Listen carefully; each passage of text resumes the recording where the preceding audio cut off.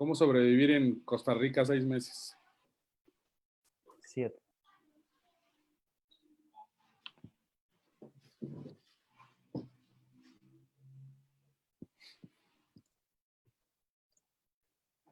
Estamos en vivo.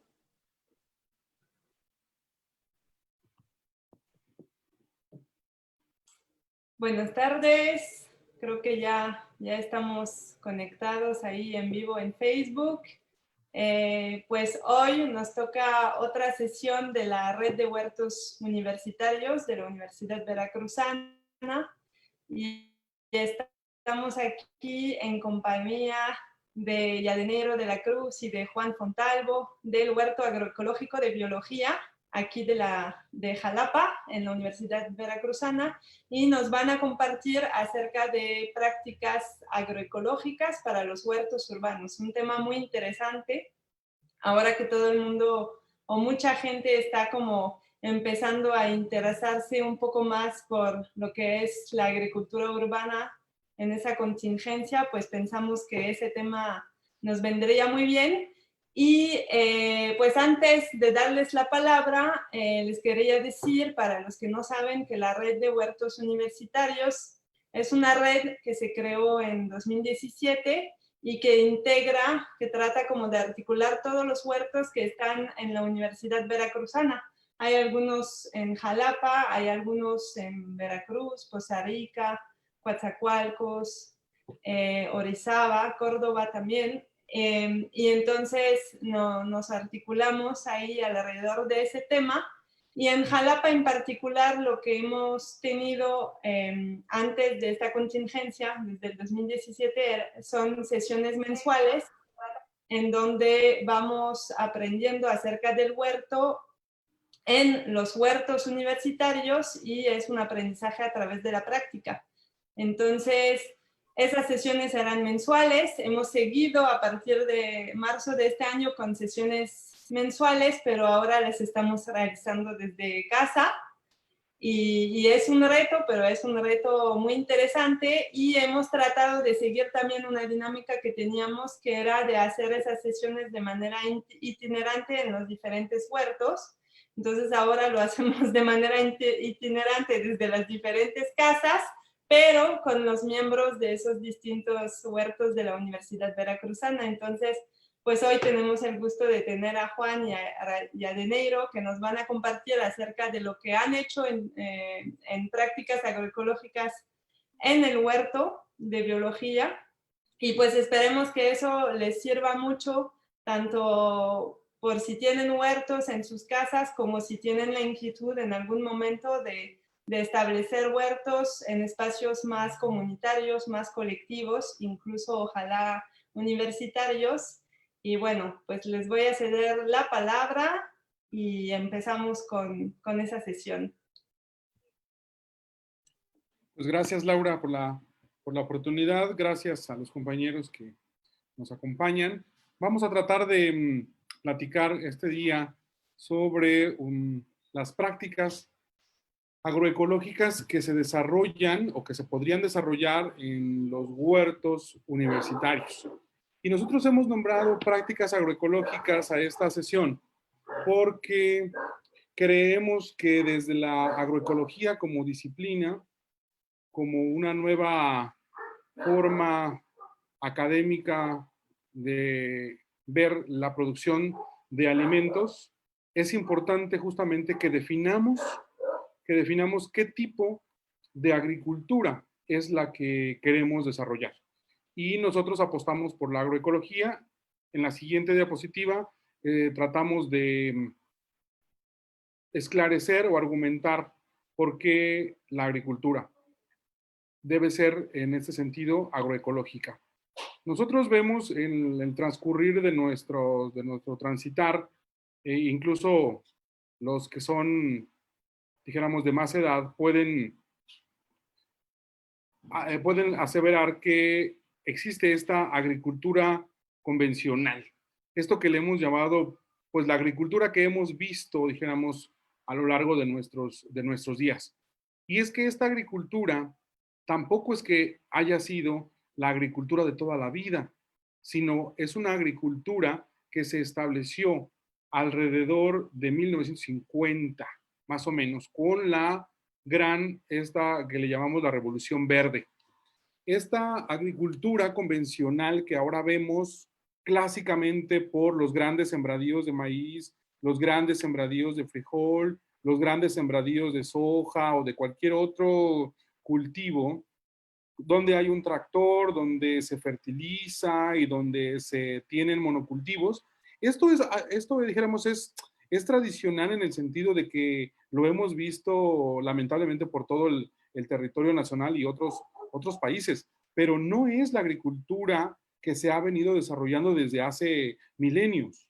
La agricultura que los pueblos originarios practicaban era una agricultura totalmente diferente. Sin embargo, bueno, vamos a tratar de explicar por qué le llamamos agricultura convencional. Después pasaremos a la definición de las otras agriculturas para terminar en la agricultura que nosotros estamos apostando, que repito, es la agroecología. La agricultura convencional, esta que estamos platicando, se basa en que son sistemas productivos, generan productos agrícolas en forma de monocultivos que se basan principalmente en un alto consumo de insumos externos. E insumos externos le llamamos a los fertilizantes, a los insecticidas, a los plaguicidas, al tractor, que si bien es cierto, ayuda mucho, también es verdad que necesitamos refacciones, bueno, desde comprarlo, que generalmente son extranjeros, necesitamos comprarlo, necesitamos darle mantenimiento, con aceite, con refacciones, con gasolina, con productos fósiles, etcétera. Y por lo tanto, es una agricultura entonces que se basa en insumos externos, como la energía fósil, y por lo tanto, también utiliza abonos químicos, sintéticos y pesticidas que no, dijéramos, no se producen en el predio y que por lo tanto representan un gasto en la economía. Quiero repetir que se basan este sistema agrícola convencional en la producción para la satisfacción de alimentos en alguna parte del mundo. Esa es otra cuestión, que se producen alimentos en grandes cantidades para satisfacer las demandas comerciales incluso de otras regiones del mundo.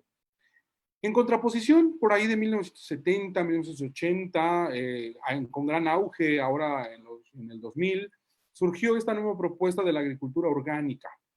A esta agricultura orgánica, si bien es cierto que dijéramos el modo de producción es interesante y nos llama la atención y tratamos nosotros también de retomar principios, esfuerzos de la agricultura orgánica, la verdad es que también actualmente la agricultura orgánica son sistemas de cultivos agrícolas, sí, en los que se aprovechan los recursos naturales sin productos químicos o sin productos de síntesis química para producir alimentos, sí, lamentablemente que también son alimentos que van a satisfacer demandas de un sector específico de la población que muchas veces no se encuentra en la región donde se producen, sino que se trasladan y satisfacen necesidades de un sector grande, por ejemplo, en Europa, o en Estados Unidos para un sector específico, o para aquellos aquí mismo en Jalapa. Nosotros podemos ver en los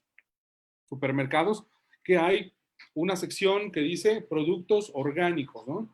Pero esos productos orgánicos están de alguna manera etiquetados y solamente tienen acceso cierto grupo de personas, evidentemente pagando un sobreprecio, ¿no? Con el argumento de compensar el esfuerzo que hacen los agricultores para producirlo. Sin embargo, la agricultura orgánica como sistema de comercialización, quiero como separar el sistema de producción orgánica, pudiera ser uno, y luego el esquema de comercialización que se ha plegado al capitalismo. Es decir, produzco en grandes cantidades también lechuga, fresas, manzana, uva o cualquier otro producto orgánico, pero no se queda en la región, sino que satisface nuevamente a sectores o a poblaciones incluso muy lejanas. Entonces, en el sentido comercial,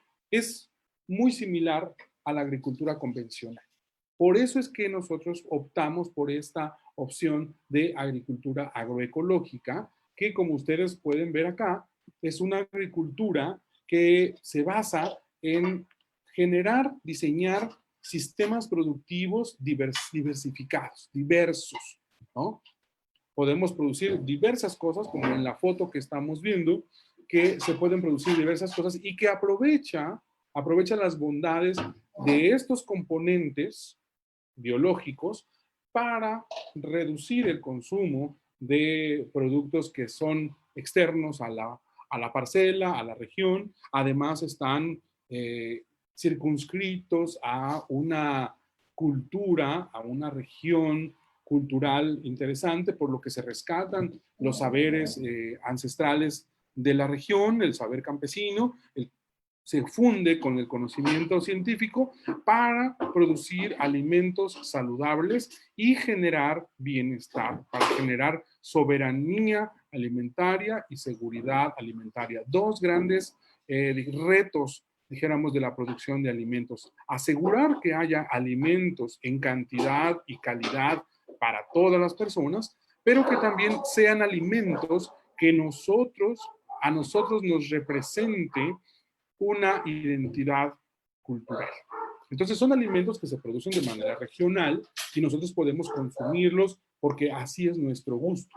Se producen también de una manera especial dentro de la región, con adaptaciones al clima, al suelo, a las cuestiones de creencias, a la disponibilidad y al clima. Entonces es una agricultura más regionalizada, que toma en cuenta los conocimientos de las poblaciones locales. Entonces, es por ello que nosotros optamos por la agricultura agroecológica.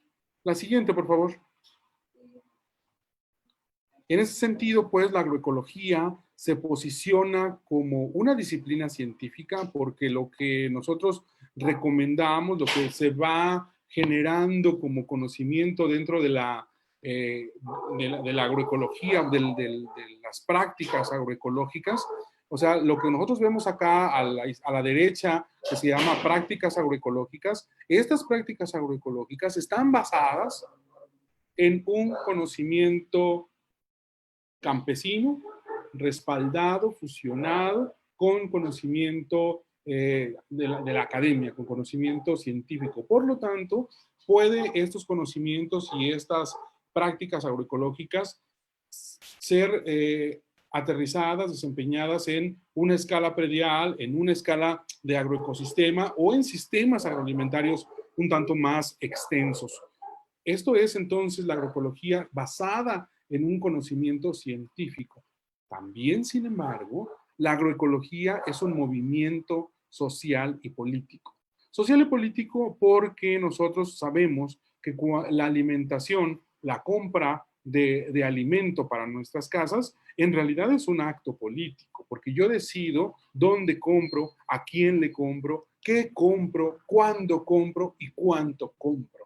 Entonces, yo puedo decidir ir a un supermercado a comprar alimentos, pero si estoy concientizado, si estoy, dijéramos, socialmente ahora solidarizado con los comerciantes, con los pequeños productores, etcétera, voy a preferir comprar en mercados donde los vendedores produzcan justamente estos alimentos. Entonces, por lo tanto, yo decido a quién comprarle y decido cuánto comprarle y qué comprarle, ¿no? Entonces, en este sentido, la agroecología nos hace pensar en estas cosas y en el ambientalismo, y nos hace pensar en las abejas, por ejemplo, ¿no? En los polinizadores, ahora que están, dijéramos, en boga, este reclamo social de que las abejas no desaparezcan de nuestro entorno porque cumplen un papel importantísimo dentro del agroecosistema productivo. Entonces, también impulsa el desarrollo rural mediante las capacitaciones, mediante la organización social, etcétera. También hablamos de agricultura sustentable, cómo mantener, dijéramos, los recursos naturales de los bosques, los recursos naturales de la finca, entonces a través del tiempo, y se transforma todo esto en una agricultura sustentable, ¿no? O sea, que se sustenta y que se sostiene en el tiempo por mucho más lapso. Entonces, y todo esto, con esta visión holística de la agroecología, aterriza en prácticas agrícolas, en esas prácticas agrícolas, en lo que yo decido hacer en mi huerto, en mi finca, en mi agroecosistema, qué sembrar, cuánto sembrar, cómo sembrar, en qué arreglo sembrar, cuándo sembrar, junto con qué lo siembro, antes de qué, después de qué lo siembro, etcétera. Entonces, esto se convierte en las técnicas, dijéramos, en las técnicas de la práctica agrícola. ¿Cuánto podo? Nosotros ya hemos visto, por ejemplo, en la red de agricultura urbana hiperurbana con las pláticas de Miguel, por ejemplo, la poda de los árboles, el trasplante, cuándo sembrar, cómo abonar la tierra, cómo, en qué arreglo hacer, etcétera. Entonces, esto se convierte, la agroecología, entonces, como ven ustedes, se convierte y tiene una visión holística. En la siguiente diapositiva, esperamos lograr esta visión.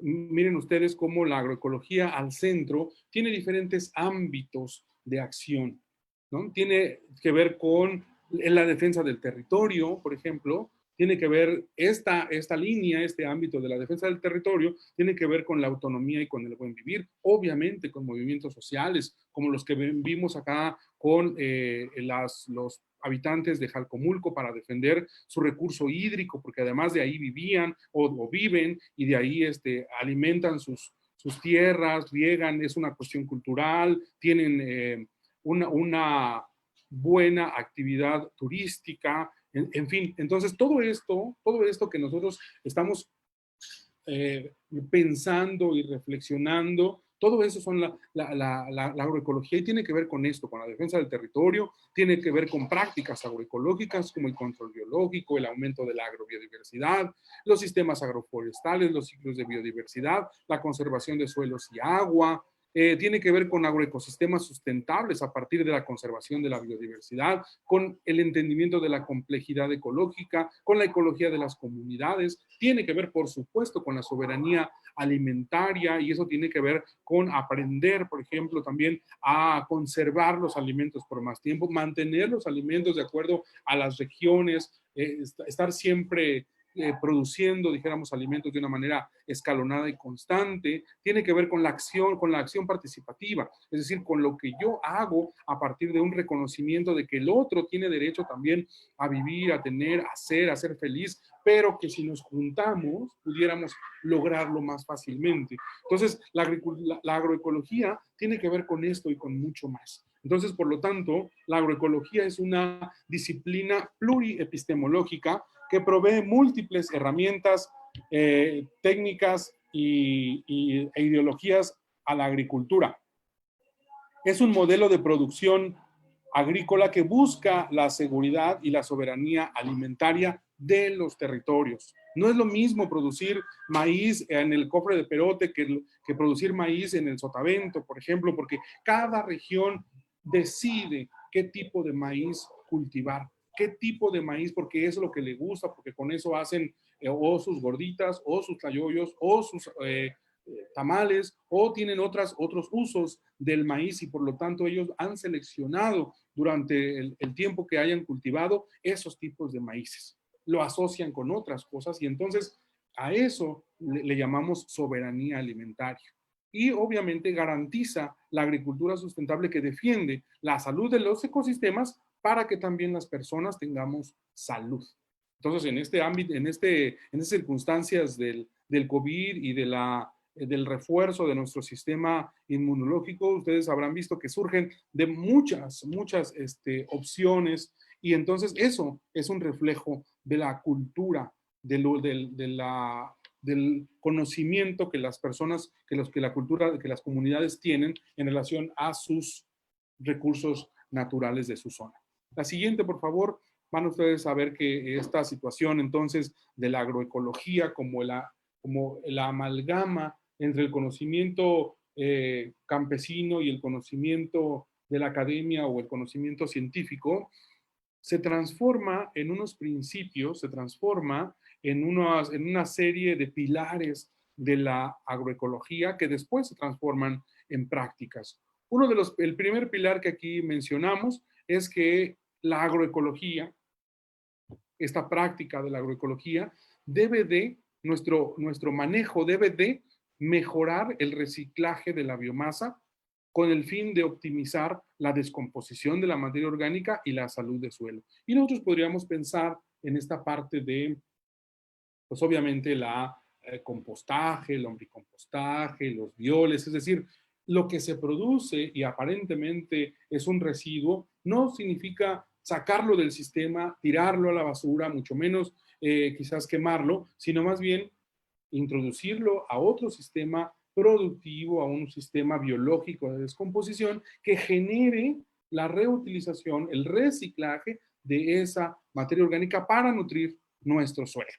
Por otro lado, fortalecer el sistema inmunológico de los sistemas que nosotros estamos diseñando mediante el mejoramiento de la biodiversidad funcional. Nosotros debemos de pensar en los polinizadores, pero también debemos pensar en los que son reguladores de plaga. También debemos pensar en los que son transformadores de la hojarasca, los que son liberadores de minerales en el suelo, como los microorganismos, llámese bacterias, hongos, actinomicetos, levaduras, etcétera, que son un grupo tan importante de la fauna o de la biodiversidad edáfica que cumple un papel importantísimo como de la descomposición de la materia orgánica. Ese es solo un ejemplo, pero también están los otros, los que meten, por ejemplo, los grupos de las plantas leguminosas que meten nitrógeno al suelo y forman asociaciones con las bacterias fijadoras de nitrógeno. Entonces, esos grupos funcionales son los que nosotros debemos de tratar de incorporarlos en nuestro diseño del agroecosistema. Otro es proporcionar las condiciones del suelo más favorables para el crecimiento de las plantas. Y con eso nos referimos, sí, al compostaje o a la incorporación de materia orgánica, pero no necesariamente es solamente eso. Necesitamos, por ejemplo, en algunos lugares hacer terrazas, en algunos otros lugares hacer gaviones, en algunos otros lugares sembrar pasto vetiver para que retenga el suelo, en otros lugares meter algunas plantas porque son las que fijan nitrógeno o con las micorrizas absorben mejor el nitrógeno y los minerales o el fósforo, incluso como algunas bacterias y hongos que son solubilizadores de fósforo. Entonces, propiciar las mejores condiciones del suelo para que se favorezca el crecimiento de las plantas. Algunas plantas son coberteras, algunas plantas son que fijan nitrógeno, algunas plantas son que producen mucha biomasa y esa biomasa la podemos transformar en composta o en algún otro, podemos darle alguna otra utilidad como,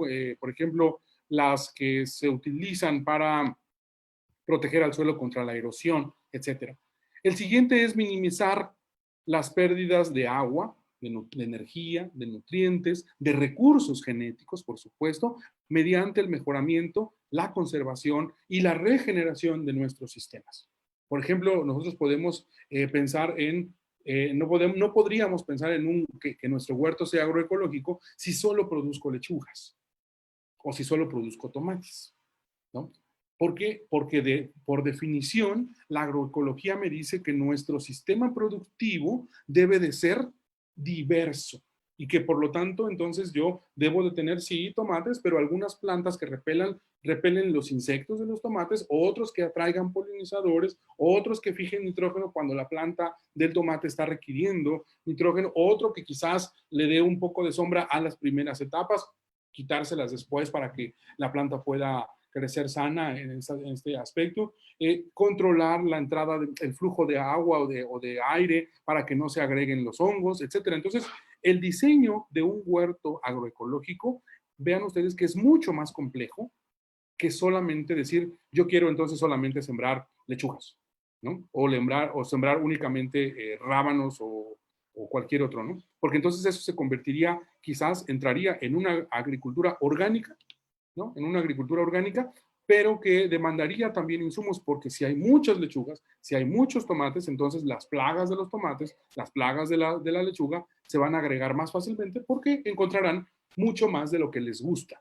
En cambio, en un huerto agroecológico, quizás nos afecten una o dos plantas, pero no van a pasar más allá porque no les va a gustar la flor de cempasúchil que está sembrada junto, no les va a gustar el romero que está sembrado junto, no le van a llegar al guasontle que está junto. Entonces, dijéramos, el ataque a una planta se quedará localizado, porque justamente ese es el aprovechamiento de los recursos y minimizar las pérdidas de energía, agua, nutrientes, recursos genéticos, etc. Por lo tanto, otra de los principios es ampliar la diversificación de especies y recursos genéticos en el agroecosistema a través del tiempo, del espacio y que se integre en un paisaje. Y por lo tanto, cuando nosotros hacemos esto, pues obviamente se aumentan, por lógica, dijéramos, se aumentan las interacciones biológicas, las ayudas que puede haber y también los antagonismos, y entonces eso nos ayuda para detectar cuando una plaga es atacada o no prospera porque yo le pongo alguna otra planta repelente. Entonces, como ven ustedes, la agroecología en estos pilares trata de poner todos sus principios, que si nosotros cumplimos con todos estos, podríamos ser considerados como que estamos practicando agroecología. La siguiente. Estos principios ya se aterrizan de manera concreta en lo que yo hago en el día a día. Ahora sí, ustedes me podrán decir, bueno, ya estuvo de teoría, ya me has dicho esta parte, ahora, ¿cómo le hago? ¿No? ¿Cómo le hago? ¿Siembro cuántas? ¿Pongo qué? ¿Cuándo las recambio? ¿Cómo las asocio? ¿Cómo? Entonces, esas son ya las prácticas agroecológicas que nosotros en el huerto de la Facultad de Biología, ustedes lo podrán ver allí. Ese es el huerto para los que no lo conocen. Para los que ya lo conocen, pues obviamente ahorita vamos a repasar algunas partes, pero para los que no lo conocen, vean ustedes cómo, aquí si me ayudas, Juan, acá está la entrada. Esta es la entrada. Ustedes podrán ver que a ambos lados de la entrada tenemos un seto que ahí quizás no se distinga, pero yo les digo que es de albahaca. Lo que las personas, los compañeros que lo han visitado sabrán que tenemos albahaca de este lado y toda la parte frontal. En la parte final tenemos otras. Acá tenemos otras plantas que son comestibles. Hay un área de medicinales. Aquí está la milpa. Este es el área de medicinales. Ahí está la milpa. Tenemos un área que pareciera como empastada, bonita, y tiene una función. La función que cumple esa área empastada es justamente recibir cuando llegan todos los estudiantes, los compañeros, ahí damos las charlas, hacemos el círculo de la palabra, se pone una pizarra donde está señalando, ahí podemos ver estar unos 10, 15 minutos según el tiempo que se necesite, y después, como ustedes pueden ver, hay grandes pasillos por donde nos podemos distribuir.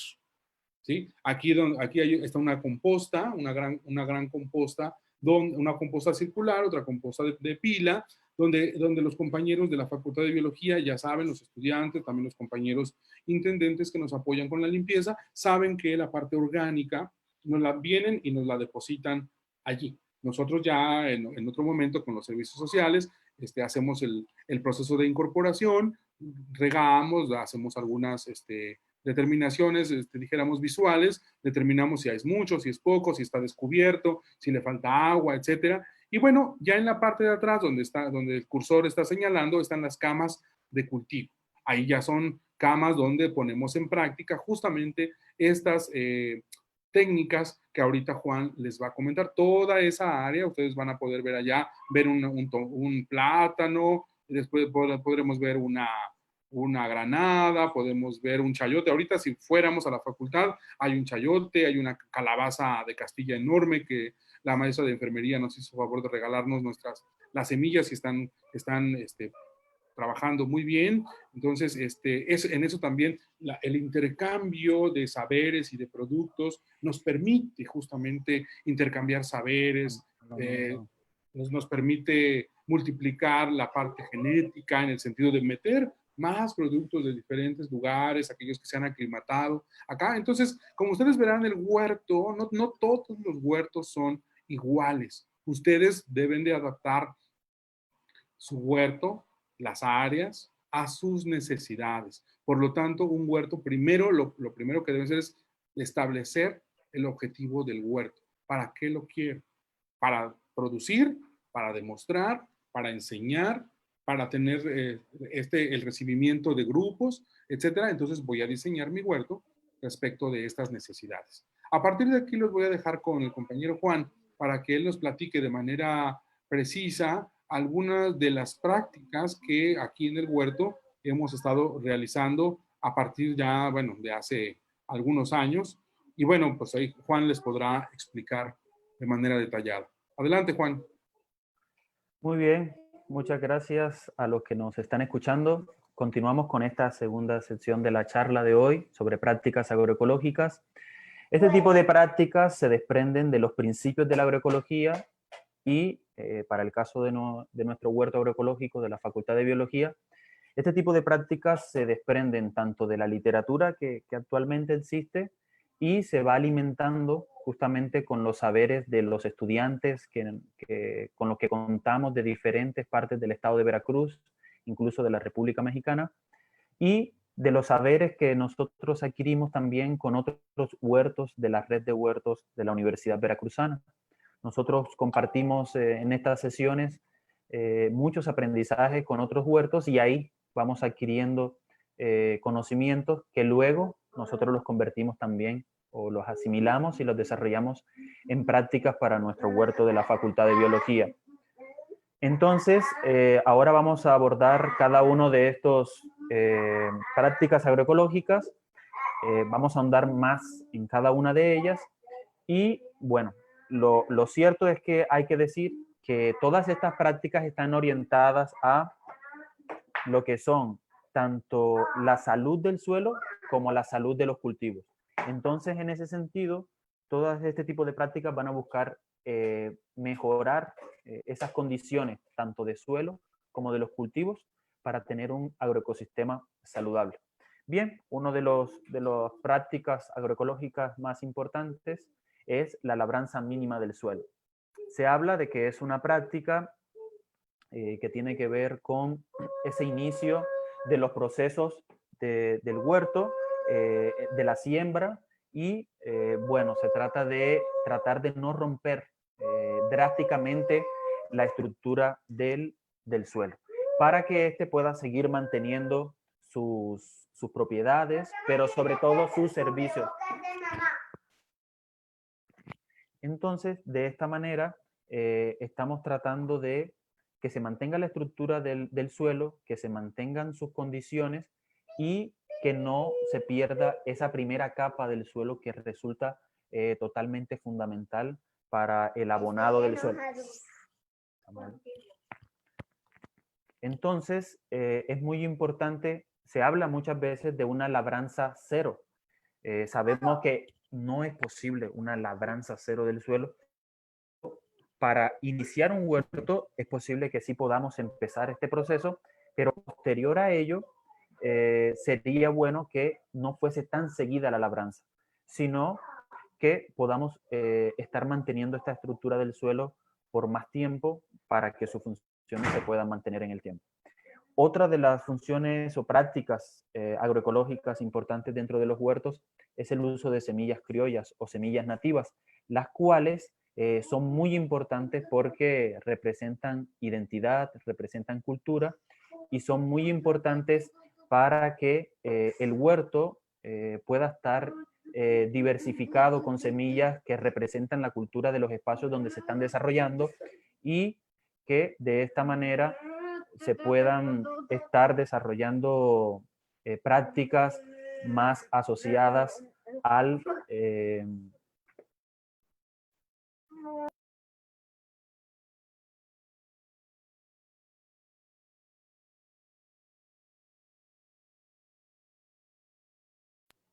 de esta manera es muy importante hablar del uso de las semillas nativas, del uso de semillas criollas.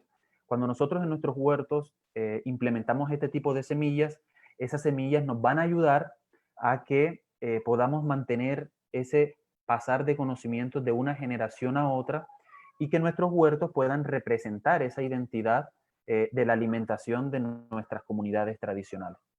El uso de semillas nativas es una forma de resistencia, es una forma de lucha sobre ese tipo de prácticas no agroecológicas o agroindustriales que buscan el monopolio de las semillas.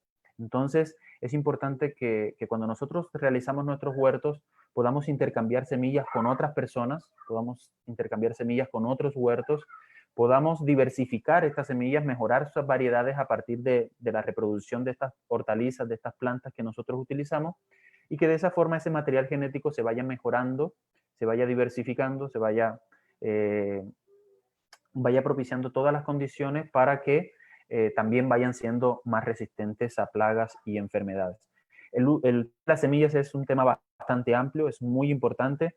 Nosotros observamos muchas semillas que hemos compartido históricamente con otros compañeros de la red de huertos, de la red de agricultura urbana y periurbana, de la red de huertos escolares y comunitarios y de la misma red de la Universidad Veracruzana. Una práctica importante es la asociación y rotación de cultivos. Es sumamente importante asociar los cultivos para que haya una diversificación en nuestro agroecosistema, pero también para crear beneficios mutuos para las plantas, ¿no? Sabemos, como lo está mencionando Marisol, ahí en el chat de este en vivo, la asociación de tomate con albahaca, a ella se le da muy bien. Nosotros hemos vislumbrado que la asociación de lechuga con cebollín, que la lechuga con hinojo, que otros tipos de asociaciones que nosotros hemos ido buscando son bastante provechosas para que unas funcionen como repelente y que otras permitan el crecimiento de las que están alrededor, ¿no?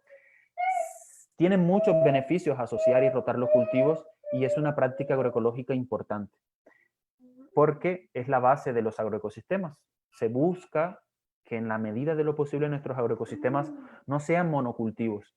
Las asociaciones van mucho con esa parte de hacerlos más diversificados los agroecosistemas y que cada una de las plantas dentro de este paisaje que se llama huerto pueda cumplir una función especial, particular, y que de alguna manera haga que este espacio sea más resiliente a plagas, enfermedades y demás, ¿no?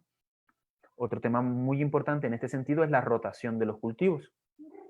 Estos dos principios se basan también en mantener una condición de suelo bastante favorable, que los nutrientes del suelo no se gasten a una tasa acelerada, sino que estos se puedan mantener en el tiempo de una mejor manera.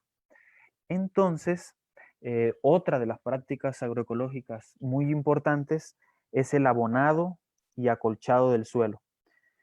Abonar con abonos de origen orgánico, de síntesis orgánica, es sumamente importante para nuestros huertos porque va a permitir fertilizar de forma saludable nuestros cultivos, nuestros suelos,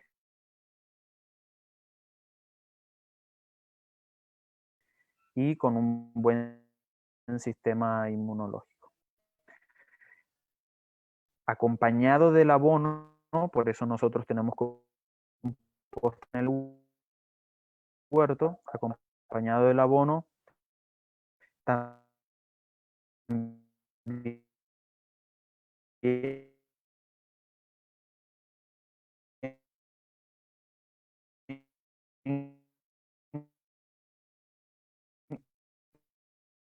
es importante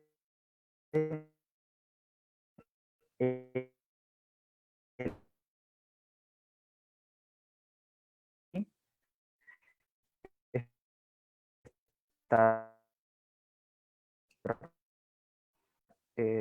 abonando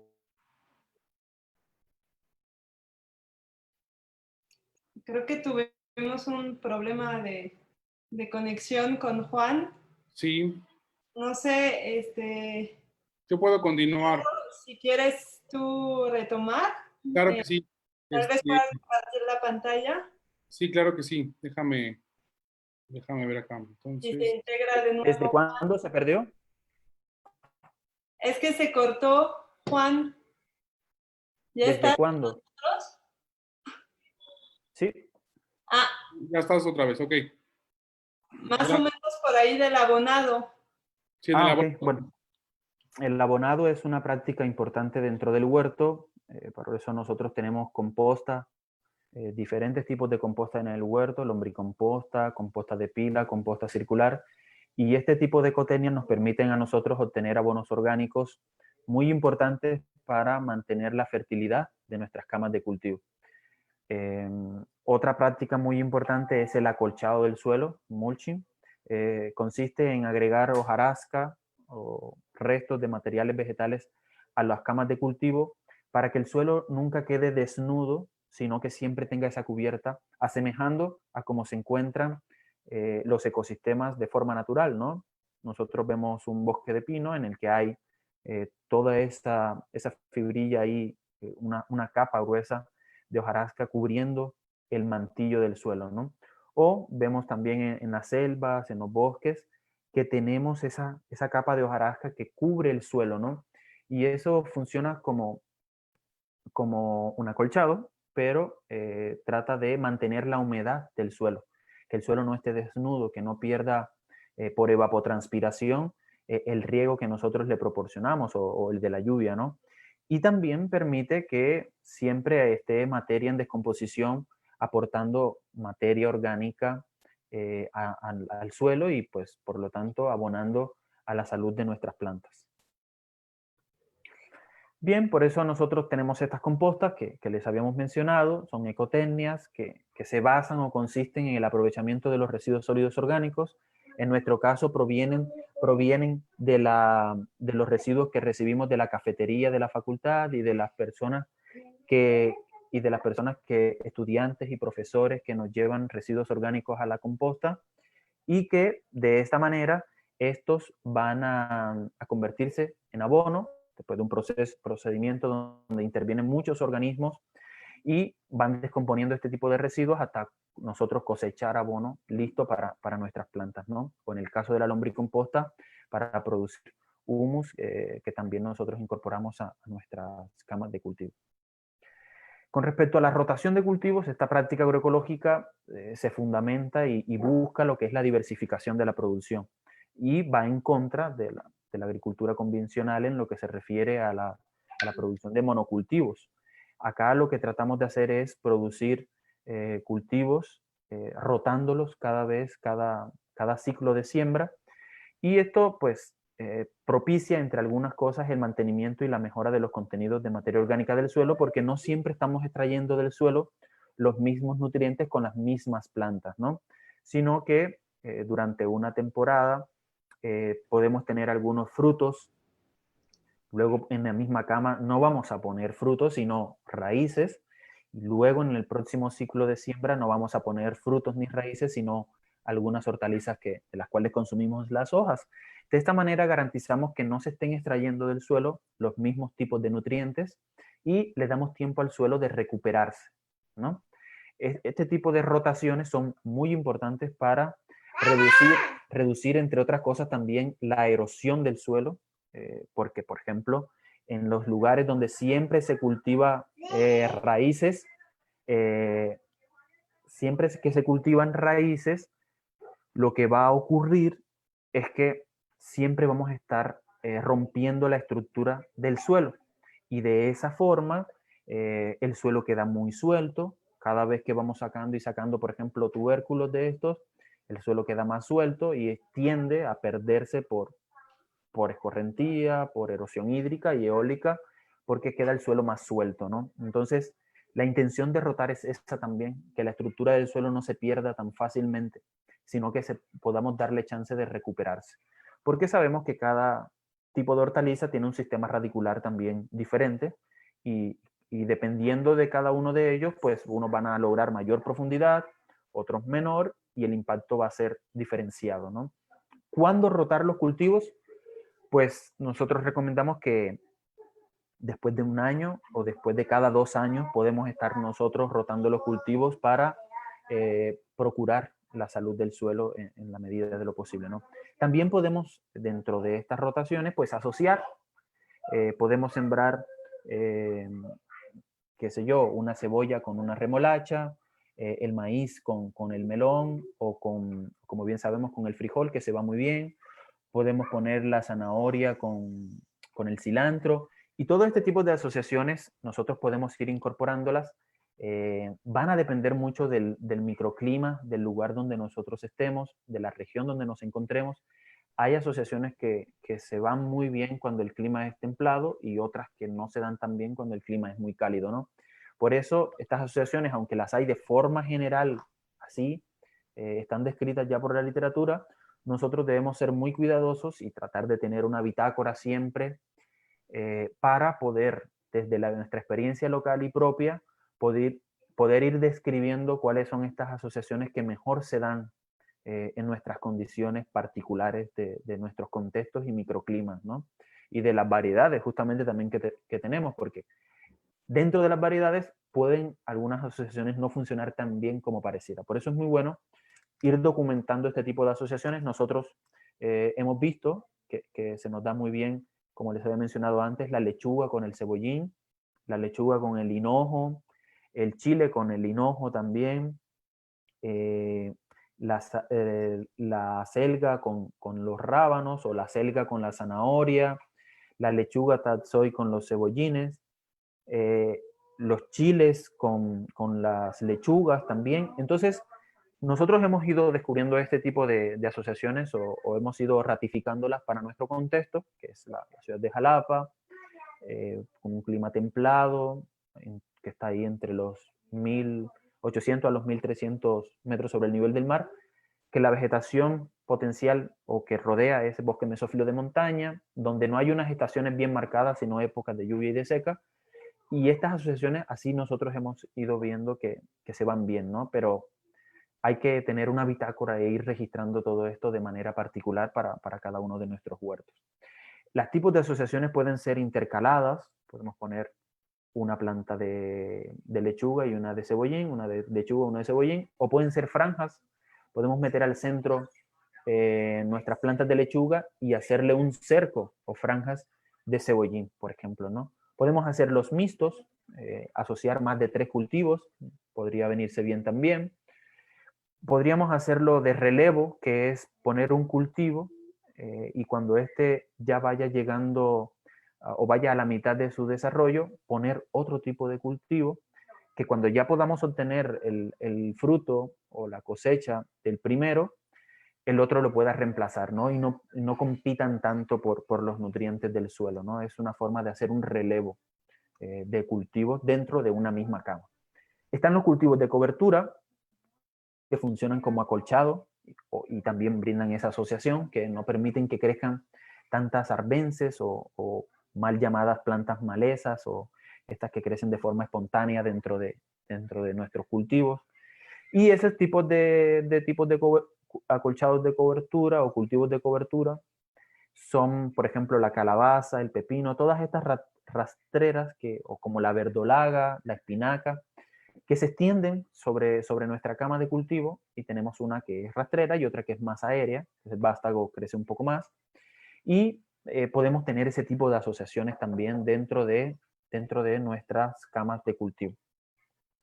Bien, es muy importante saber que tenemos diferentes tipos de cultivo y a partir de eso también van a variar el tipo de asociaciones y rotaciones que nosotros vayamos a hacer.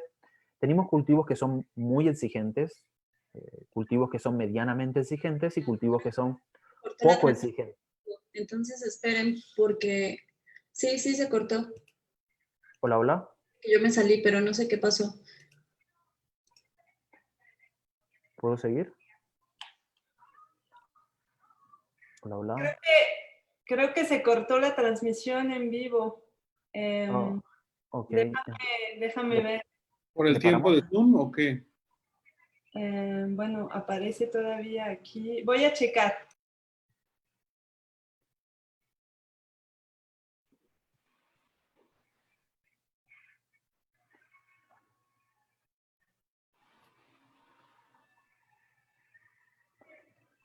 A mí me parece que está transmitiendo todavía.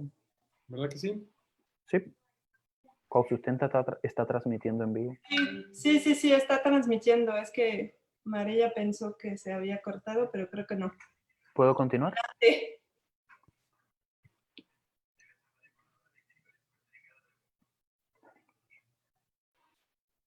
¿Puedo continuar? Sí, Juan, parece que sí. Sí, sí. Ok. Bien, entonces las asociaciones y las rotaciones dependerán o hay que tener en cuenta el tipo de cultivo con el que nosotros estamos trabajando, ¿no? Hay cultivos que son muy exigentes, hay cultivos que son medianamente exigentes y hay cultivos que son poco exigentes. Esos también está bien que los podamos ir rotando dentro de nuestras parcelas o dentro de nuestras camas de cultivo para que, bueno, estos que son muy exigentes requieren de muchos cuidados, pero también de muchos nutrientes del suelo. Por lo tanto, es importante que nosotros podamos irlos rotando también para que no estén extrayendo del suelo grandes cantidades de nutrientes y le den tiempo al suelo de recuperarse. Entonces, después de un cultivo exigente, pudiéramos estar sembrando uno poco exigente, posteriormente uno medianamente exigente y intercaladamente en nuestro agroecosistema, en nuestro paisaje de huerto, pudiéramos estar teniendo algunos frutales o perennes allí en diferentes puntos estratégicos de nuestro huerto, ¿no? Para que hagan compañía, un poquito de sombra quizás, o que bien funcionen como repelente en algunos casos, ¿verdad? Entonces, es bueno que vayamos teniendo en cuenta estos, que cuando estamos empezando un huerto no, quizás no es conveniente entrar por los cultivos exigentes, sino por aquellos que son poco exigentes, los que más fácil se nos pueden dar. Quizás muchos empiezan por la lechuga, la selga, la zanahoria, el ajo, quizás no son tan exigentes en nutrientes y también no pudieran estos tener menos cuidado de nuestra parte y pudiera empezar bien con ese tipo de cultivos. Otro tipo de buenas prácticas que hacen parte de la agroecología y de estas prácticas agroecológicas tienen que ver con el uso de barreras y cercas vivas. Y esto se fundamenta en el hecho de que este tipo de prácticas hacen que nuestro huerto, nuestro agroecosistema sea más resiliente, ¿no?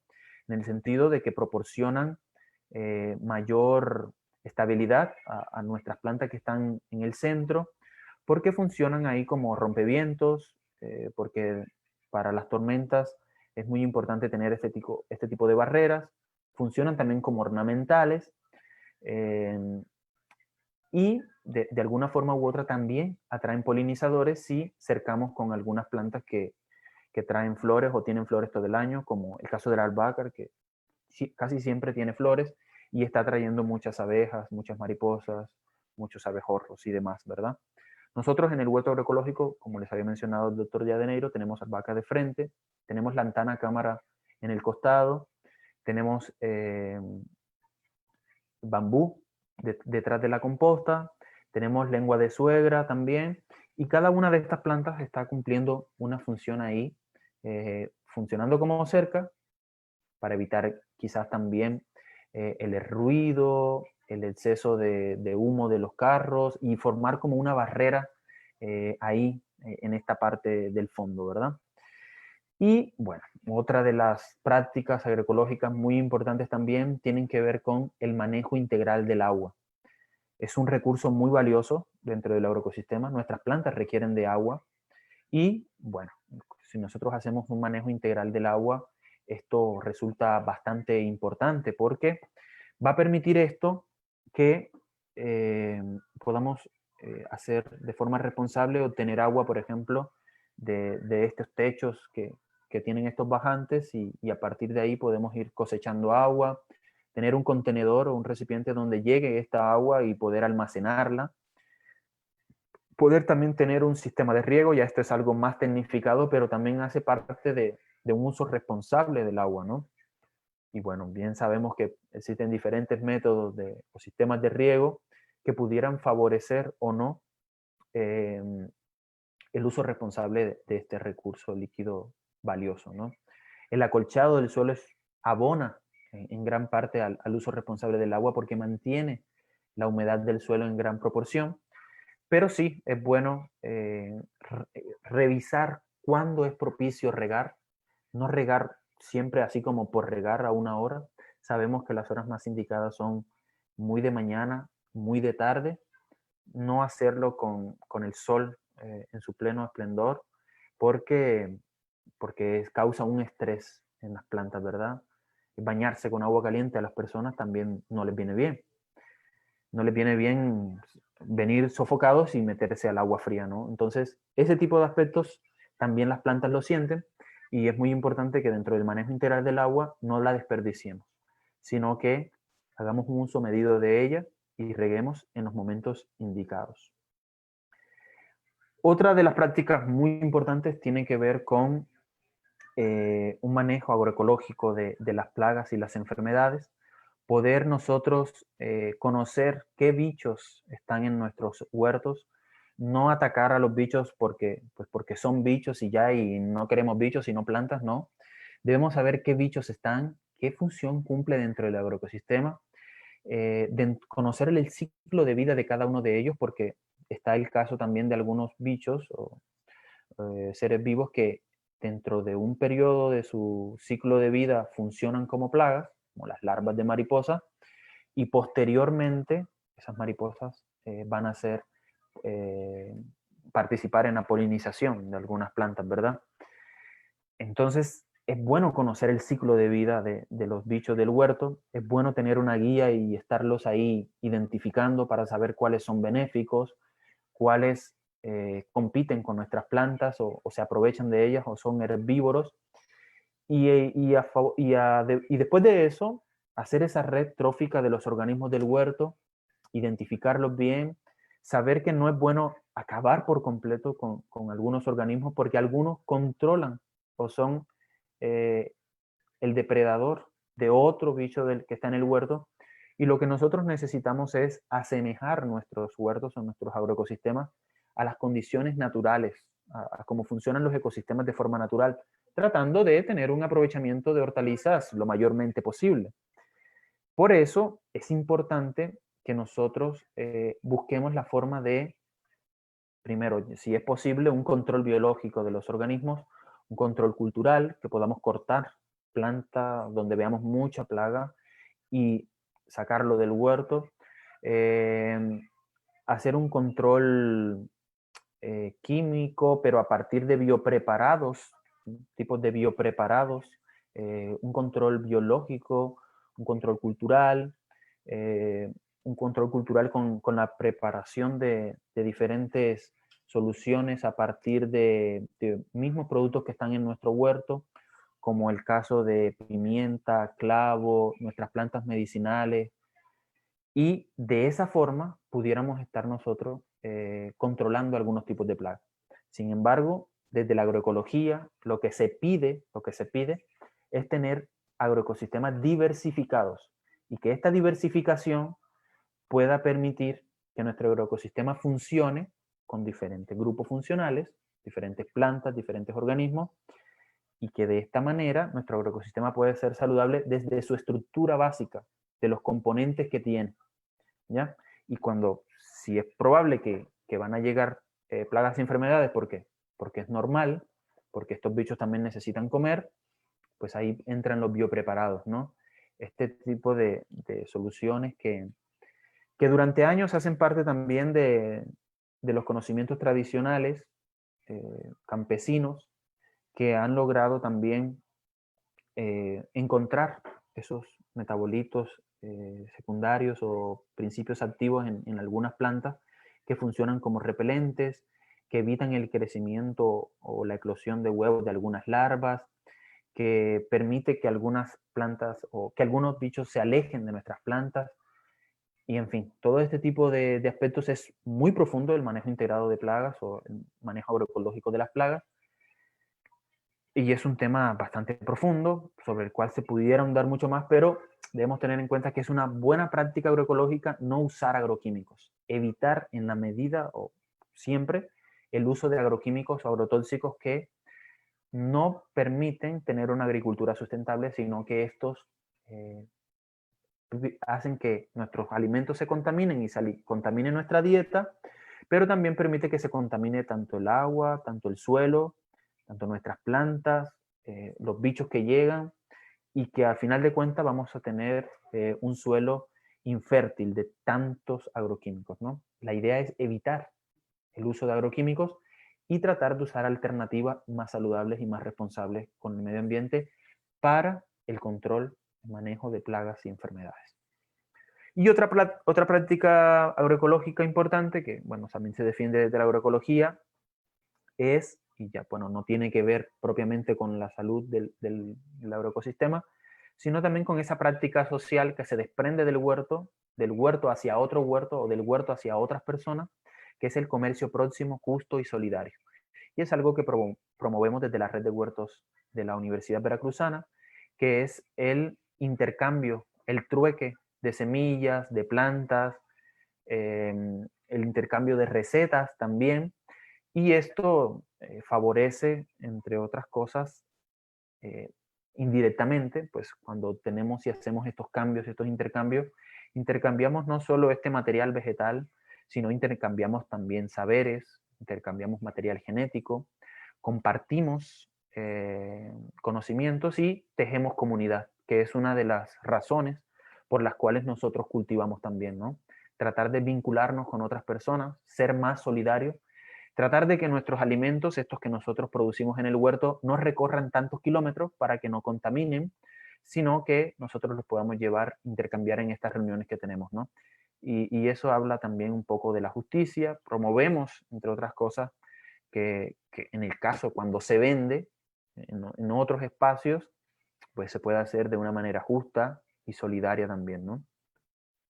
Bien, un ejemplo de agroecología o de prácticas agroecológicas y que hacen parte del acervo cultural de los conocimientos indígenas es esta tecnología y este tipo de prácticas que se desbordan o se aplican ahí, en lo que es la milpa, ese agroecosistema tradicional mexicano compuesto por el maíz, el frijol, la calabaza, los chiles y las plantas emergentes que crecen, como el quelite, pero también el huitlacoche, eh, los, los chapulines que llegan como plagas, pero que también se convierten en alimento en esta dieta campesina, y que, bueno, este tipo de cultivo es una asociación muy importante en la que tenemos el maíz, tenemos el frijol, que usa el maíz para enredarse, tenemos la calabaza, que es el cultivo de cobertura, y bueno, hay unas asociaciones químicas ahí bastante importantes de fijación de nitrógeno por los frijoles, del acolchado y evitar la pérdida de humedad por la calabaza. Dentro de la dieta mexicana se usa la flor de la calabaza, que es rica para las empanadas. Se usa también el hongo que crece sobre el maíz, huitlacoche, también hace parte de la dieta mexicana y aporta proteínas. Muy importante también esto para la alimentación y la seguridad alimentaria, ¿no? Entonces tenemos aquí diferentes familias de plantas y eso es la diversificación. Tenemos una poácea, que es el maíz, tenemos la calabaza, que es una cucurbitácea, tenemos el frijol, que es una fabácea, y tenemos el chile, una solanácea. Entonces de esta forma tenemos diferentes familias. Ese es uno de los principios importantes para realizar las asociaciones. Asociar diferentes familias y también para las rotaciones, que no hayan las mismas familias o evitar que se cambien, que se vayan dinamizando el tipo de familias de hortalizas que nosotros tenemos en nuestra parcela, ¿no? Y de esta forma tener una dieta culturalmente significativa, que es lo que nos da la milpa mexicana, porque a partir del maíz obtenemos las tortillas, a partir del frijol tenemos las enfrijoladas, a partir de la calabaza agregamos este tipo de vitaminas importantes que nos ofrecen las calabazas, y a partir del chile, pues bueno, no puede faltar, ¿verdad? Es condimento favorito de la gastronomía mexicana y es muy importante también para como repelentes dentro de este cultivo, ¿no? Y todos los quelites que podamos ver que puedan crecer ahí en nuestra milpa también hacen parte de la cocina mexicana y van a favorecer también muchos procesos ecosistémicos dentro de este agroecosistema que es sustentable por naturaleza. Bien, según la FAO, la agroecología tiene 10 elementos muy importantes que se deben volcar ahí a nuestros huertos, desde la diversificación, desde las sinergias entre los distintos tipos de plantas y los conocimientos que nosotros podamos intercambiar entre la ciencia, conocimiento científico, pero también muy de base con el conocimiento tradicional campesino que ellos tienen un acervo cultural muy importante de saberes que para la agricultura son fundamentales. Todo este tipo de enlaces, de sinergias, permiten resaltar o valorar más los saberes campesinos, los valores humanos y sociales, pero también, por ejemplo, la milpa permite, entre otras cosas, resaltar lo que son las culturas y las tradiciones alimentarias de un territorio, ¿no? Cuando nosotros aplicamos la agroecología a nuestros huertos, esto es muy importante para que nuestro agroecosistema sea resiliente, es decir, pueda soportar condiciones adversas del agroecosistema, de los factores abióticos, pero también es importante para la eficiencia de nuestros cultivos, para que se pueda ver un reciclaje de biomasa, para que la pérdida de nutrientes sea muy leve y para que podamos tener, nuestros cultivos tengan un desempeño óptimo, ¿no? Es muy importante que todas estas prácticas agroecológicas y todo este tipo de saberes y todo este tipo de aprendizajes que nosotros generamos a través de los huertos, en algún momento cada vez más se puedan ir convirtiendo en políticas públicas a través de una gobernanza responsable y que puedan estar incentivándose a procesos y políticas mucho más amplias, ¿no? A otras escalas, como lo es el sistema agroalimentario actual, ¿no? Es importante que a través de los huertos, nosotros también podamos vincular y aportar a lo que es la economía circular y solidaria de nuestros territorios para, bueno, desde esta valorización de la labor campesina, podamos saber a quién comprar, cuándo comprar, dónde comprar y a quién estamos apoyando con esas compras que nosotros estamos haciendo, ¿no? Entonces, como bien estas prácticas agroecológicas tienen que ver con el agroecosistema como tal, nosotros también incentivamos que la agroecología vaya más allá del huerto.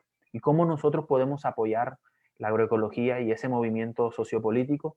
Pues valorando más la labor de los campesinos, consumiendo responsablemente, sabiendo que no debemos caer en ese consumismo excesivo, sino que debemos tener una dieta balanceada, una dieta saludable, una dieta sustentable, a partir de la compra de productos a los campesinos, a la gente que trabaja la tierra, a la gente que se esfuerza, y que este tipo de procesos pues, nos puedan ayudar a comprarle a pequeños productores, esos que alimentan a la mayoría, a la gran cantidad de las personas en el mundo, a la agricultura familiar, campesina, que los podamos apoyar con nuestros saberes también, pero también con nuestras compras, ¿verdad? Es muy importante que ayudemos a separar correctamente los residuos que generamos, tratar de generar menos residuos posible, pero si generamos, tratar de los orgánicos compostear y darle una buena disposición final al resto de los tipos de residuos, ¿no? Hay que realizar una composta casera, esto es algo importante, todos lo podemos hacer desde casa. El sistema agroalimentario actual genera muchos residuos y muchos de ellos tienen una disposición inadecuada y contaminan. Cuando nosotros tratamos de darle una buena disposición a los residuos que consumimos, estamos contribuyendo a la salud de los ecosistemas, del suelo, de los mantos acuíferos desde casa, porque la mayoría de los residuos orgánicos son los que causan más daño, más olores, más enfermedades nocivas. Entonces, hacer una composta casera es el primer paso para generar suelo, generar composta y a partir de ahí poder construir nuestro huerto con estas prácticas agroecológicas que hemos señalado, ¿no? Es importante que cuando nos metamos en esto de construir huertos, también aprendamos y seamos solidarios e intercambiemos cosechas y semillas. Esto es muy importante para tejer lazos, para tejer buenas relaciones con nuestras comunidades y construir comunidad, algo que la agricultura convencional, esa de los monocultivos y de las grandes maquinarias, ha ido cada vez más alejando, ¿no? Entonces, es muy importante que desde nuestras prácticas agroecológicas, desde nuestros estilos de vida, podamos volver a construir comunidad, podamos volver a intercambiar saberes con las personas, con nuestros vecinos, que cada vez podamos generar estas comunidades de aprendizaje que se ayudan mutuamente, que afrontan la vida de manera colectiva, los problemas, y de esa manera seguramente, desde este ámbito de la agricultura y del sistema agroalimentario, pudiéramos estar apoyando a la agroecología como movimiento social, defendiendo la labor de los campesinos, pero también defendiendo la semilla, la vida. Muchas gracias. Mucho gusto.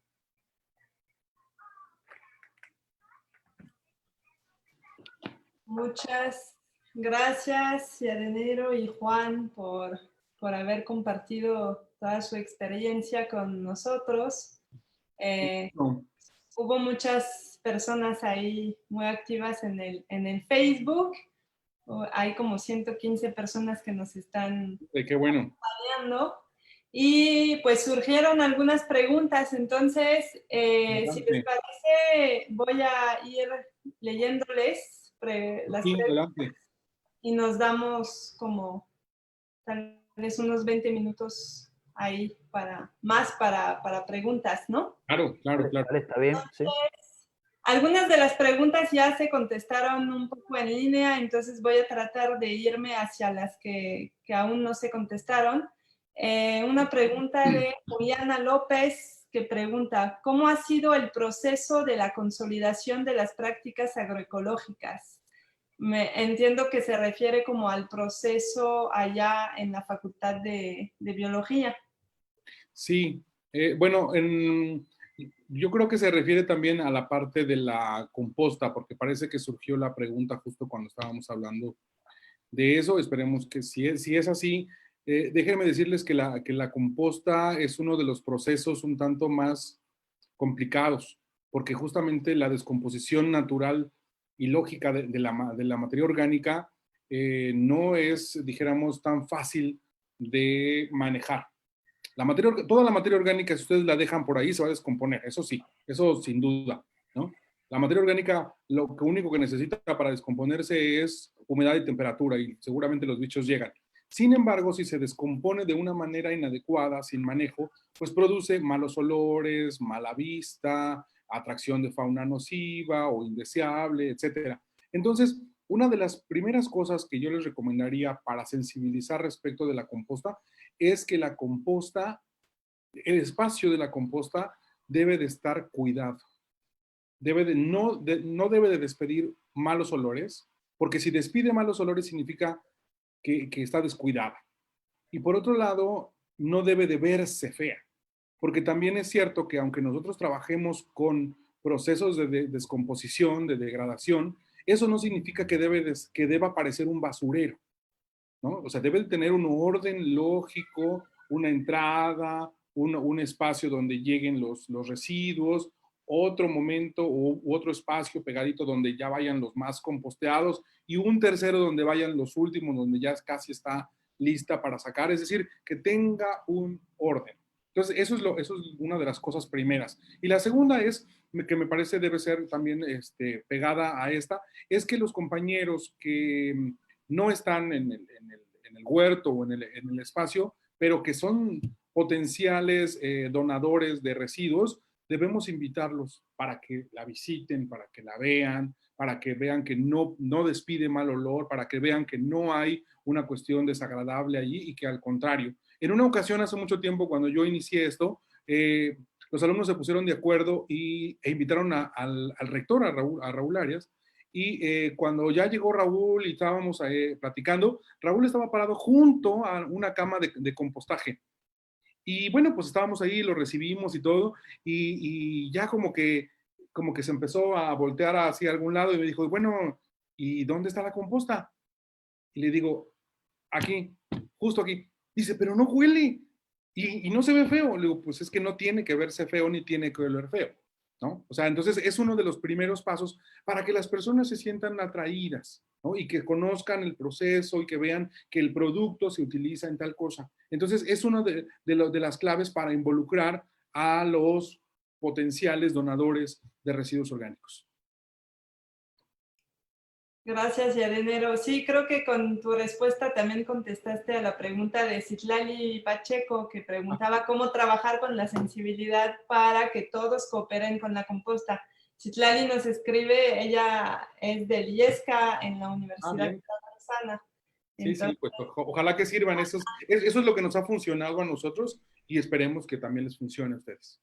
Sí, pero coincido totalmente con las respuestas que diste. Qué bueno. Otra pregunta de Roxgo. ¿A qué se refiere con labranza mínima? Juan, no sé si quieres contestar esa. Sí, se trata a este proceso inicial de preparación del suelo en el que no haya una ruptura de la estructura tan drástica, tan fuerte, y que, bueno, todos estos terrones que hacen parte de esas capas del suelo no se volteen tan drásticamente para que tanto no se pierdan organismos que son importantes en la salud del suelo y en la dinámica de este, y tratar que también su estructura se pueda mantener de la mejor forma posible y no hacerlo tan seguido. O sea, es imposible, o, bueno, es muy difícil sembrar sin de primera mano o inicialmente preparar el suelo, pero una vez que ya lo hemos hecho, no es necesario estar haciéndolo tan seguido de romper esta estructura que se va consolidando con el tiempo y que cumple su función. Con respecto a la pregunta anterior que decía de cómo llegamos a consolidar este tipo de prácticas agroecológicas, yo la entiendo más bien por el hecho de que, bueno, a través de, y lo dije durante la sesión cuando inicié, que cuando nosotros, se hizo una reestructuración del huerto y hemos empezado a consultar mucha literatura relacionada con esto, con la agroecología, con las prácticas agroecológicas, pero también en las reuniones de la red de huertos nosotros aprendemos de lo que se está haciendo en Siembra V, en Cosustenta, en Ecodiálogo, ahora en el IESCA, de lo que se está haciendo en enfermería, esas asociaciones que ellos hacen. Y todas esas buenas prácticas vienen de eso, de las comunidades de aprendizaje que se han logrado alrededor de estas redes, ¿no? Y también, bueno, ahí nuestros compañeros de agronomía que tenemos ahí en la misma facultad, ahí contigua, también nos ofrecen algunos tipos de saberes y técnicas que desde su disciplina son muy importantes también, junto con algunos estudiantes que tenemos que pertenecen a la zona sur del país, que han trabajado con comunidades indígenas y que nos dicen, mi papá hacía el beneficio de semilla de tal forma, o mi mamá decía que era muy importante sembrar esto después de esto, o en este tiempo es más importante hacerlo. Todo ese tipo de saberes, conocimiento ancestral, viene a través de los estudiantes que de diferentes semestres participan en el huerto como servicio social, como voluntariado, pero también a través de las experiencias educativas.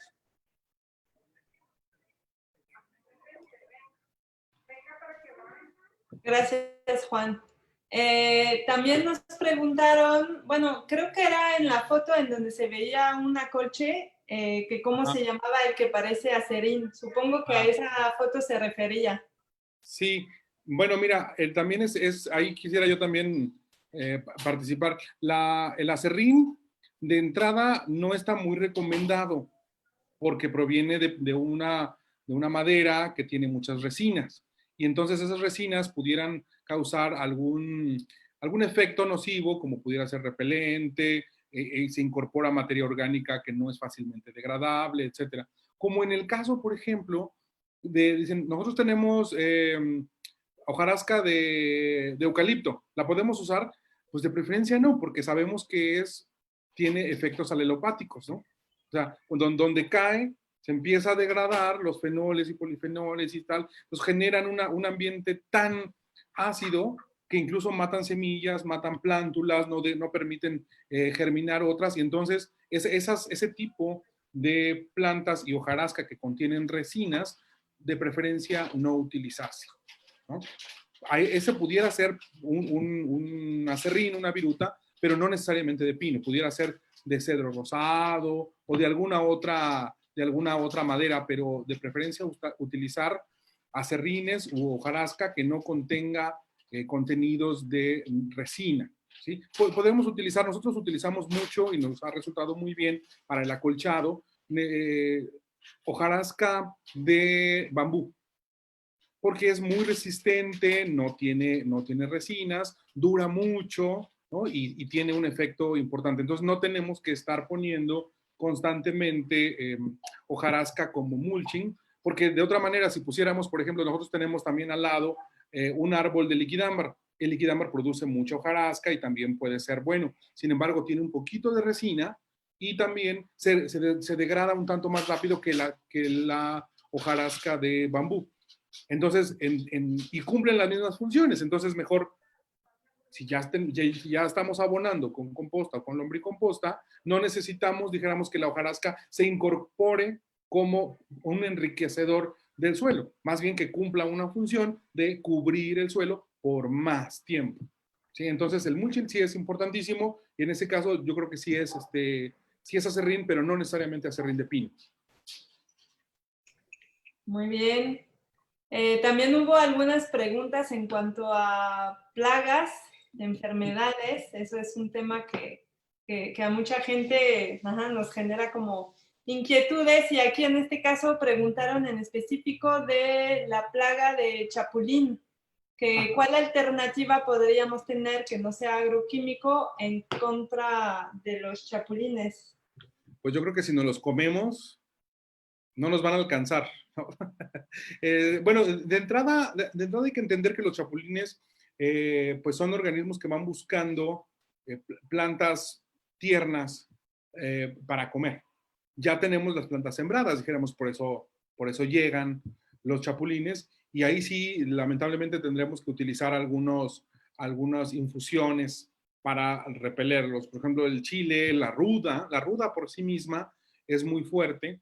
Sin embargo, nosotros podemos hervir unos 100 gramos de ramitas o de hojas de ruda en 1 litro de agua, ponerle ahí unos 20 gramos de jabón, dejarlos reposar la noche y al otro día asperjar sobre nuestras plantas, ¿no? Entonces, si le cae a un chapulín, pues el chapulín en la parte donde respira, el jabón va a impedir, dijéramos, el flujo de oxígeno y va a tener imposibilidades y bueno, pues quizás muera. Sin embargo, si le cae a la planta, pues la planta va a tener como un olor y un sabor desagradable, muy amargo para los chapulines, y pudiera esa parte servir como de repelente. El ajo es maravilloso también, ¿no? El ajo y el chile. Entonces, pues de lo que quede cuando hagamos una salsa en casa, el agüita con la que hervimos los chiles, las cebollas, quizás el ajo, esa agüita no tirarla, ocuparla, resguardarla para nuevamente también con un poco de jabón neutro o jabón de barra, hacer nuestra infusión para asperjar sobre las plantas que queremos proteger.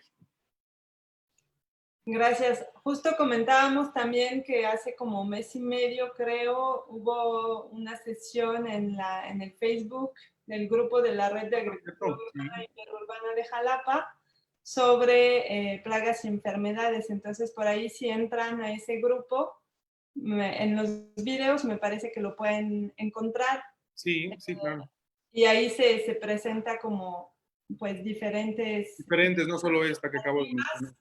Pero también se hace mucho énfasis en esa cuestión de que tenemos que, en lugar de ir directamente en contra de los bichos, tenemos que aprender a reconocerlos, a saber cuál es su ciclo de vida y a ver si no hay otras alternativas antes de llegar justamente a los biopreparados para matarlos, ¿no? Porque por más que sean biopreparados, pues al final de cuentas lo que estamos buscando es matar, claro. Pero hay otras prácticas que se pueden hacer antes, de las cuales ya mencionaron muchas el día de hoy, que pueden evitar que lleguemos a eso, ¿no?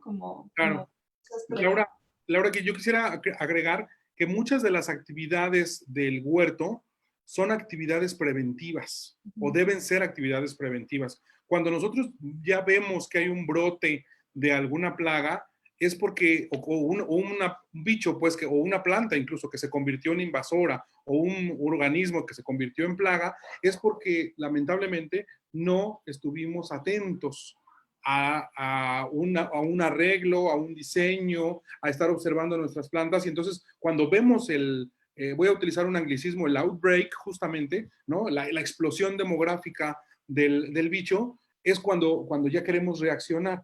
Para esos entonces, lamentablemente, los esfuerzos tendrán que ser mayores, y hay veces que, lamentablemente, si queremos, dijéramos, priorizar entre la producción y la plaga, pues entonces, dijéramos, hay que aplicar alguna otra algún otro mecanismo manual o invertir más tiempo, llegar a esto de las infusiones y algunas otras cosas, pero recalcar que muchas de las actividades, empezando por el diseño, es preventivo. Por eso sembramos plantas repelentes, por eso sembramos intercalado, por eso sembramos a distante, etcétera, para que cuando llegue un bicho, pues sí, va a comer, porque pues necesita comer, pero quizás solo va a comer en esa planta, pero ya no va a pasarse a la otra porque hay una barrera biológica, repito, o de una albahaca, o de una ruda, o de un epazote, que como que lo va a rodear y no va a permitir pues que ese bicho, aunque haya,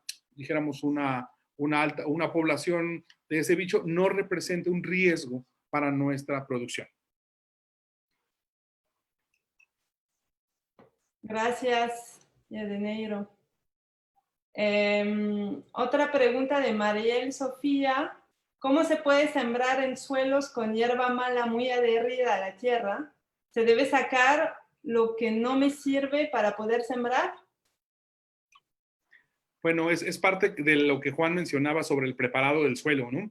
Entonces, si nosotros hacemos labranza mínima o incluso labranza cero, pues claro que nos van a quedar muchos restos vegetales que tienen capacidad de rebrotar, ¿no? Como las raíces de los pastos y muchas otras plantitas que vamos a estar en un principio batallando con ellas. Sin embargo, si nosotros le ponemos una gruesa capa, si nosotros dijéramos las eliminamos de entrada, ¿no? Puede ser con un machete, con un rastrillo, con un asadón, etcétera, para no afectar, o sea, porque hay que ponerse entre, o hago un volteo, porque el arado que la gente hace tiene dos funciones o varias funciones. Una de ellas es justamente sacar a la parte de arriba semillas enterradas que no deseamos.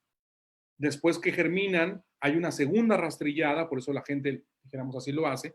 Y otra cosa es que las plantas de arriba, que ya están crecidas, quedan en la parte de abajo, con lo cual pues mueren porque ya no les da el sol. Y una tercera ventaja es que la oxigenación de esa tierra permite la descomposición acelerada de la materia orgánica. Por eso es que ellos dicen, yo requiero barbechar porque así se liberan los nutrientes. Efectivamente, se liberan nutrientes siempre y cuando hayan.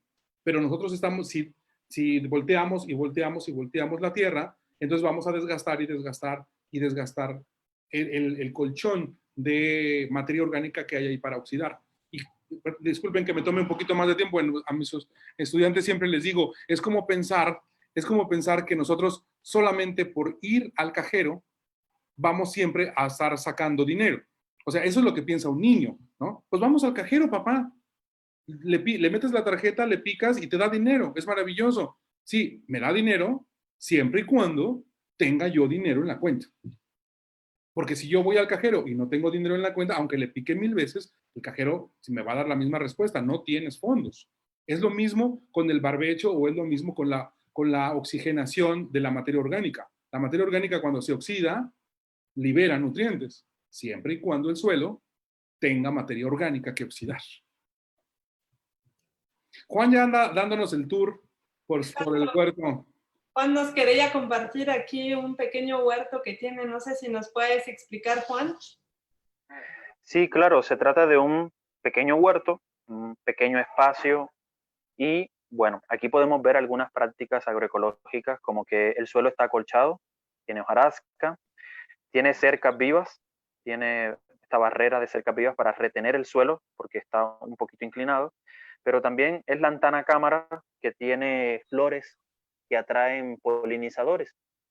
Tenemos aquí algunas asociaciones de cultivo, tomate, lechugas, brócoli, betabel, frijoles, cebollín, cilantro, chile. En un pequeño espacio tenemos estos cultivos asociados y bueno, es un pequeño espacio en el que vamos viendo algunas prácticas agroecológicas. Quería mostrárselo por esa razón. Y es un pequeño espacio en el que, bueno, por acá también tenemos unas macetas, allá tenemos un almácigo, otras lechugas en maceta, diferentes plantas en maceta también, semilleros, que posteriormente cuando llega el momento de trasplante se van pasando a este espacio, ¿no? Y ahí vemos que pequeños espacios diversificados podemos obtener diferentes productos y de esa forma hacemos agricultura también, ¿no? En pequeños espacios. Muchas gracias, Juan. Oye, Exacto. perdón, no sé si contesté completamente la pregunta de Mariel Sofía, que dice que se debe sacar o que no sirve para poder sembrar cuando hay hierba muy adherida a la tierra, como el pasto estrella y estas cosas, ¿no?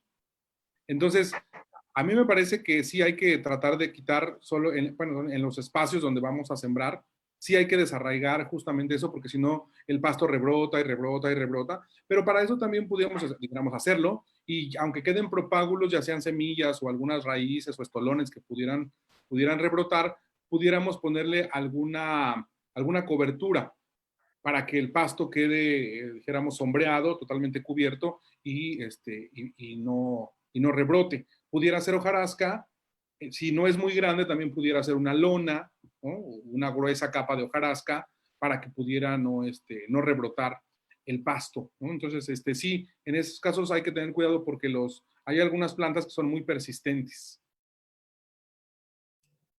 Sí, así es. Y también, por ejemplo, cuando usamos paja, igual a veces viene con algo de... Con semillas. Sí. Entonces también a mí me ha pasado que querer acolchar con esa paja y que broten de nuevo y entonces tener como una invasión ahí de un tipo de pasto. De avena. Uh-huh.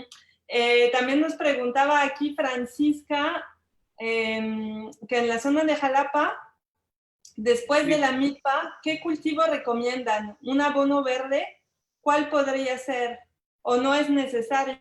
Como la milpa se siembra con frijol y que el frijol fija el nitrógeno, entonces, ¿qué otro cultivo le podría seguir? Claro. Mira, ahí en realidad, si no tuviésemos la limitación del clima, ese sistema podría estar constante. Sin embargo, obviamente están los ciclos fenológicos, el maíz cumple su función, llena y fenece, la calabaza del mismo modo, el frijol y los demás. Y entonces la intención acá, por ejemplo, en Jalapa, es que a partir de, no sé, de octubre, pues ya no se siembra, porque las temperaturas pueden bajar por ahí de diciembre, tanto como para retrasar de manera importante el crecimiento del maíz, por ejemplo, o del frijol. Entonces, lo vamos a estresar mucho si lo sembramos por esas fechas, como para que atrás. Lo que la gente normalmente hace es dejar descansar un poco, que toda esa biomasa que se produjo y que está en las cañas del maíz, en las guías de la calabaza, en las estructuras del frijol, se asienten, se degraden y que, dijéramos, eso se incorpore en el siguiente ciclo, que podría ser como por ahí de febrero, marzo, ¿no? Cuando ya no hay tantas frío, dijéramos, tanta temperatura muy baja. Sin embargo, pudiéramos poner allí algunas semillas de quelite, por ejemplo, ¿no? De quelite. O sea, algo se va a dar, algo va a crecer y podríamos estar aprovechando. Y bueno, pues cacahuatillo también pudiera ser, algunas cosas. Les gusta más, dijéramos, las áreas despejadas. Sin embargo, me parece que aquí la limitante es el clima, dijéramos, y siempre es bueno dejar reposar el suelo un poquito, ¿no? Muchas gracias y yo creo que ya vamos a cerrar con una última pregunta. Oye, Laura, arriba había una. De Marisol. Sí, de Marisol. No sé si Juan quieras ayudarnos con esa. Que si los estudiantes universitarios trabajan en el huerto por servicio comunitario o por requerimiento de cursos, o ambos. Bueno, por dicho ocurre por las dos formas y tenemos un programa de servicio social y tenemos también un programa de voluntariado, pero también este huerto, este espacio se ha podido vincular a algunas experiencias educativas de la licenciatura en biología, como fisiología vegetal, como biología del suelo, como educación ambiental, protistas, invertebrados, diferentes experiencias educativas, y de esta manera los estudiantes visitan el huerto, ¿no?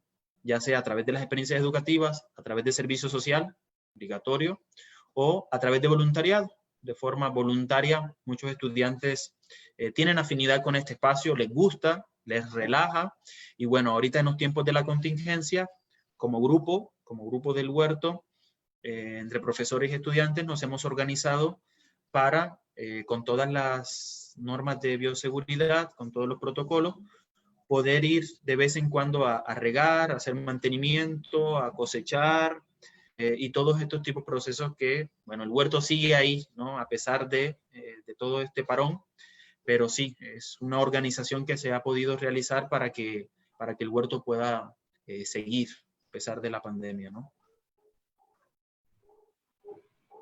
Muchas gracias. Pues ya con esa respuesta vamos cerrando esa sesión.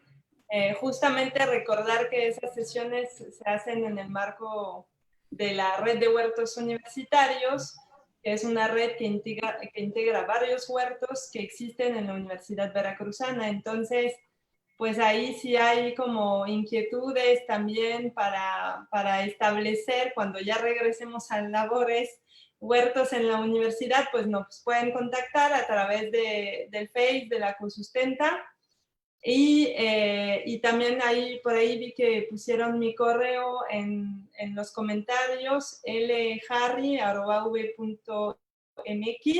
También yo estoy a cargo como de coordinar un poco este proyecto de la red de huertos universitarios y con gusto les iré dando como más información. La siguiente sesión de la red va a estar el lunes 28 de septiembre. Normalmente estén atentos como a lo que vamos a publicar en redes, porque estamos viendo que esa fecha se traslapa con algún otro evento de la Expo Sustenta, y entonces tal vez vamos a mover la fecha entonces de la sesión del lunes al miércoles. Entonces, si ya no es el 28, sería el 30 probablemente, entonces por ahí va a estar. Y el tema probablemente va a ser sobre la siembra. ¿Qué puedo sembrar? ¿Cuándo puedo sembrar? Fijarnos como en las temporadas de siembra en función del lugar en donde estamos. Y entonces tal vez haremos como una pequeña práctica ahí en vivo de siembra en semillero y trasplante también. Entonces, pues estén atentos ahí a lo que vamos publicando en las redes, y pues ojalá nos veamos en esa siguiente sesión, y muchas gracias nuevamente a Yadeneiro y a Juan por acompañarnos el día de hoy. Adiós. Nos vemos. Hasta luego. Bye. Adiós, hasta pronto.